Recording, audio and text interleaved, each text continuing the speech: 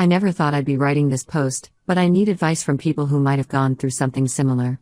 My husband Brian, 32M, and I have been married for 4 years, and I just discovered something that has completely shattered my world. Brian and I met at a company picnic 6 years ago. I had just started working in the marketing department, and he was already established in the finance division. I remember being impressed by how put together he seemed. He was the guy everyone went to for advice about investments and retirement planning. My friend Natalie, 30F, who worked with him, introduced us after weeks of insisting we'd be perfect for each other. We both grew up in broken homes, which initially brought us closer. Brian's parents split when he was 12, and his mom struggled to make ends meet while his dad started a new family in another state. I could relate because my dad abandoned us when I was 8, leaving my mom to work multiple jobs to support me and my younger brother Kevin, 26M. These shared experiences made us promise to always be honest with each other and build a stable home together. Our dating period was like something out of a movie. Brian was thoughtful, responsible, and seemed to understand my trust issues. He'd surprise me with small gestures, leaving sticky notes with encouraging messages on my laptop when I was stressed about work or bringing soup to my apartment when I was sick. Within 6 months, we were talking about our future together. We moved in together after a year of dating. Even then, Brian was meticulous about finances. We split everything equally and started saving for our future. He suggested keeping separate accounts for personal expenses but opening a joint account for household costs. I thought this showed how responsible and organized he was. When he proposed after 2 years of dating, it felt right. We had a medium-sized wedding with 175 guests, mostly family and close friends. Brian's mother Linda, 58F, welcomed me into their family with open arms. She often told me how happy she was that Brian had found someone who understood the importance of family, given their difficult past. We bought our house last year after saving aggressively. Brian convinced me to put most of our wedding gift money into the down payment, saying it was a smart investment in our future. We both contributed equally to the mortgage and household expenses through our joint account, which we've maintained since moving in together. Everything seemed perfect until last month. I was paying bills online when I noticed something odd: regular monthly transfers of $800 to an unfamiliar account. At first, I wasn't too concerned. Brian works in finance and often talks about various investment opportunities. But something about the regularity and amount of these transfers bothered me. When I casually asked Brian about it, he said it was for a work investment group. His explanation seemed reasonable, but his body language was off. He kept checking his phone while explaining, something he does when he's nervous. Then last week, while using his laptop to print some documents, with his permission, I noticed his email was open. I know I shouldn't have looked, but a subject line caught my eye: Tyler's school registration fees. I clicked on it, and my whole world collapsed.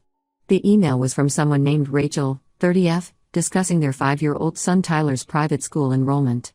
As I read through the email thread, I felt physically sick.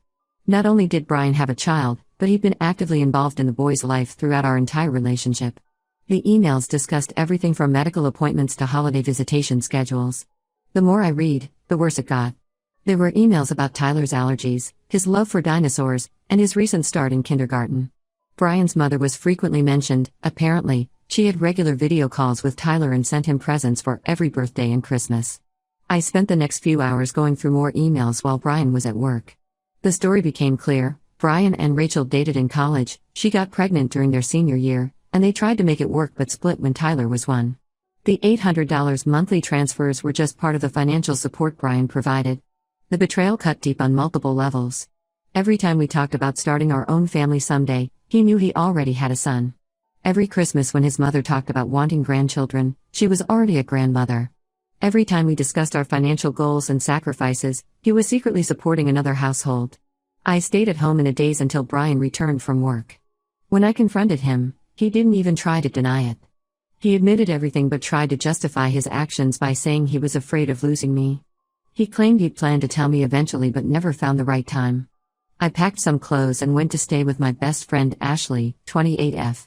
Brian has been bombarding me with calls and texts, ranging from desperate apologies to angry accusations that I'm overreacting. His mother called too, crying and saying she only kept the secret because Brian begged her to. The past week at Ashley's has been a blur. I've barely slept, barely eaten. Every time I think about our relationship, I question everything. Were there other signs I missed? What else has he been lying about? I've frozen our joint account and contacted a lawyer to understand my options.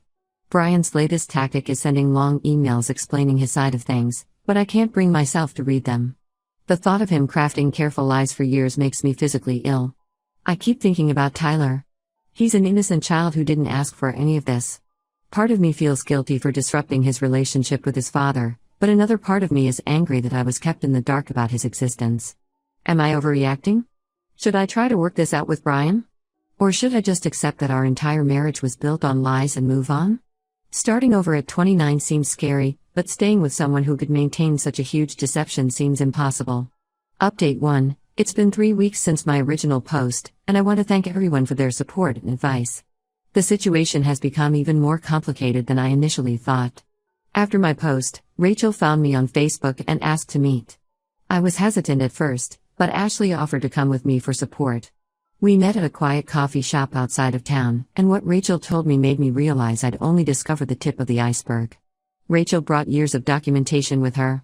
Apparently, Brian had been telling her that I knew about Tyler all along but wasn't interested in being involved due to severe anxiety and childhood trauma. He created elaborate stories about why I never attended any of Tyler's events, everything from work commitments to family emergencies. What really broke me was seeing birthday cards and Christmas presents that were supposedly from me to Tyler. Brian had been signing my name to cards and gifts for years. Rachel showed me photos of Tyler opening Christmas presents from Brian and Aunt Amy. I never even knew these gifts existed. The financial deception went deeper than I discovered. The $800 monthly transfers were just what went through our joint account. Rachel showed me proof of additional payments of $700 monthly from a separate account I didn't know existed. Brian had been paying $1,500 monthly in total, nearly double what I'd initially found. This revelation made me rethink all our financial decisions over the past few years. When I wanted to start an online boutique last year, Brian convinced me we couldn't afford the $5,000 startup costs. He said we needed to save for house repairs and our future family. All while he was secretly paying $18,000 annually to support Tyler. Things got messier when Brian's family got involved. His sister Melissa, 35F, showed up at Ashley's apartment unannounced. She tried to convince me that Brian was just being a responsible father, arguing that I should understand given my own experience with an absent dad. The manipulation made me furious. There's a huge difference between being a responsible father and systematically lying to your wife. I've moved out of Ashley's place and found a small apartment. I used money from my personal savings account, which thankfully Brian couldn't access. The rent is higher than I'd like, but I needed my own space to think clearly. The situation at work has become unbearable. Even though Brian and I work in different departments, people have started to notice something's wrong.